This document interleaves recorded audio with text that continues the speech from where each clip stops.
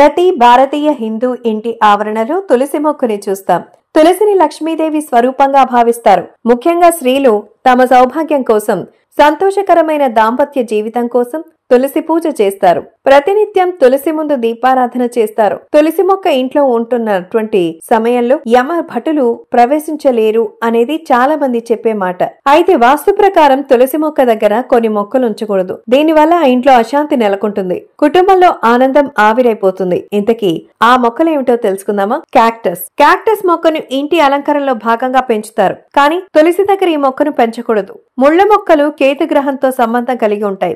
ఈ మొక్కలని తులసి పక్కన పెంచితే ఆ ఇంటి వ్యక్తులకు కష్టాలు పెరుగుతాయి. క్యాక్టస్ మొక్కలను తులసి దగ్గరే కాదు, ఇంట్లో కూడా పెంచకూడదు. తులసి దగ్గర పాల లాంటి ద్రవాన్ని స్రవించే మొక్కలు కూడా పెంచకూడదు. ఇవి ఇంట్లో ప్రతికూలతను పెంచుతాయి. దీని కారణంగా ఇంట్లో గొడవలు కూడా వస్తాయి. కుటుంబ సభ్యుల మధ్య తగాదాలు వస్తాయి. వాస్తు ప్రకారం తులసి మొక్కను ఇంట్లో ఈశాన్య దిశలో ఉంచడం పవిత్రమైనదిగా పరిగణిస్తారు. తులసి మొక్కను ఉంచే స్థలంలో సూర్యరశ్మి తగిలేలా చూసుకోవాలి. తులసిని పొరపాటును కూడా చీకటి ప్రదేశంలో ఉంచకూడదు. ఇవన్నీ పాటిస్తే ఆ ఇంట్లో శుభ ఫలితాలు లభిస్తుంది. అలాగే కుటుంబ సభ్యుల యొక్క సామరస్యం, కుటుంబంలో శాంతి ఏర్పడుతుంది.